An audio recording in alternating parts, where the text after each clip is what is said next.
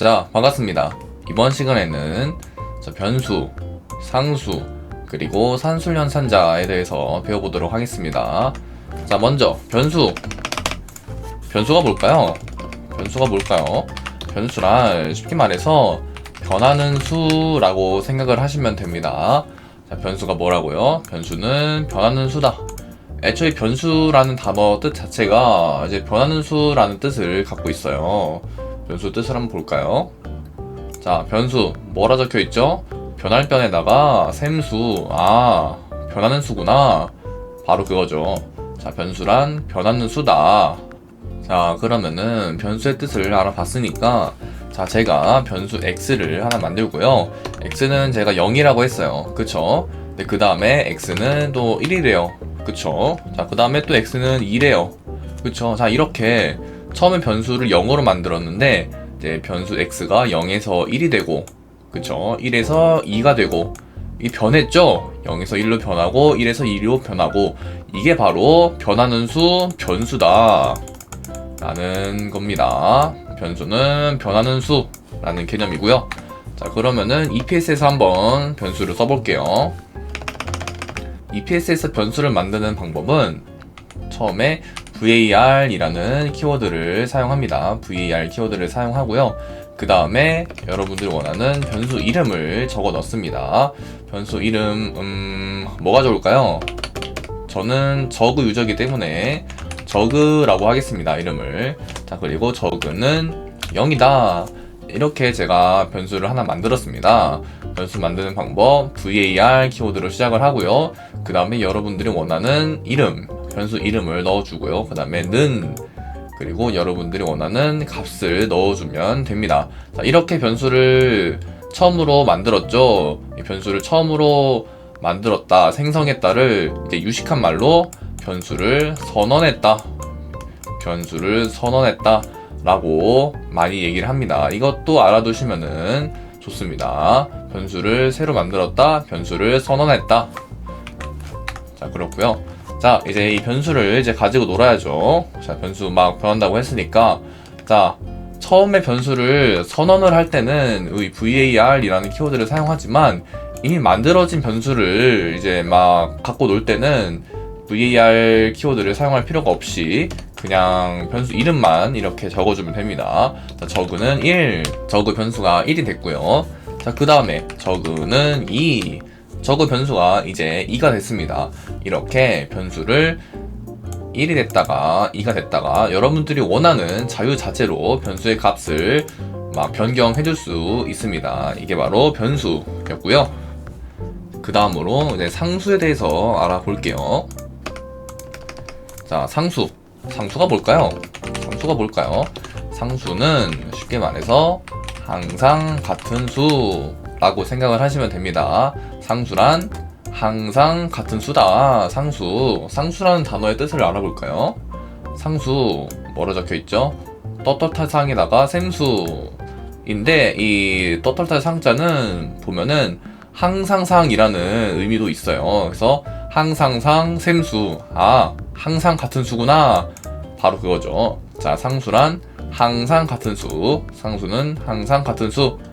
네, 그러면은 아까처럼, 자, 제가 x는 0이라고 했습니다. 자, 근데 제가 또 x를 1로 했어요. 자, 이게 될까요? 상수는 항상 같은 수기 때문에 제가 처음에 정의한 0을 이제 바꿀 수가 없어요. 왜냐? 항상 같은 수니까. 그래서 x는 1이다. 요거는 될 수가 없습니다. 이거는 에러가 나요. 그래서 상수는 처음에 정의한 그 값을 이제 끝날 때까지 항상 그대로 가진다. 이게 바로 상수입니다. 자, 상수 개념을 알아봤고요. 자, 그러면은 EPS에서 한번 상수를 써보겠습니다. 상수 키워드는 const라는 키워드를 사용합니다. 자, 변수 선언이랑 똑같이 const를 먼저 쓰고요. 그 다음에 여러분들이 원하는 이름을 적어주면 되겠죠. 이름. 자, 변수는 저거라고 했으니까 상수는 테란으로 한번 해볼게요. 테란은 1. 자, 이렇게 테란이라는 상수를 저희가 선언을 했습니다. 자, 그러면은 제가 또 이렇게 바꿔볼게요. 테라는 2다. 자, 이거 안 되겠죠? 왜냐? 테라는 상수, 처음에 정의한 1을 항상 가지고 있기 때문에 이렇게 테라는 2다 이렇게 코드를 적고 컴파일을 하는 순간 에러가 납니다. 그쵸, 당연하죠. 왜냐하면은 테라는 상수이기 때문에. 그래서 상수는 const라는 키워드를 사용해가지고 만든다, 이렇게 알아두시면 될 것 같고요. 그러면 상수에 대해서 전부 다 알아봤고요. 자, 마지막으로 산술연산자에 대해서 배워보도록 하겠습니다. 산술연산자가 뭔가요? 말이 어려워요. 뭐냐면은 더하기, 빼기, 곱하기, 나누기 이런 거예요.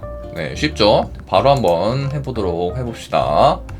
자, 근데 덧셈 뺄셈 이렇게 해가지고 값을 변화를 하려면은 상수가 아니라 변수를 써야겠죠. 그쵸? 테라는 지우고요. 아까 만들었던 저그 변수를 활용해가지고 해보겠습니다.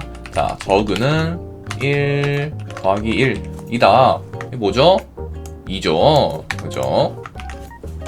자, 다음 저그는 2 빼기 1이다. 뭐죠? 1이죠. 그쵸? 자, 그 다음에 저그는 2 곱하기 3이다. 이게 뭐죠? 6이죠. 자, 여기서 주요한 거는 요거죠. 바로 곱하기 기호. 이 별표가 이제 저희 EPS에서는 곱하기 기호로 들어갑니다. 그리고 수학에서는 곱하기를 이제 2 곱하기 3 이렇게 2 기호를 쓰는데, 요 놈은 이제 컴퓨터에 그 영문자 X랑 구분이 안 가기 때문에 대신에 요거 이 별표 이 연산자를 쓰는 겁니다. 자, 그래서 곱하기는 이 별표 연산자를 쓰는 거를 주의해 주시고요. 자, 그 다음에 저그는 4 나누기 2다.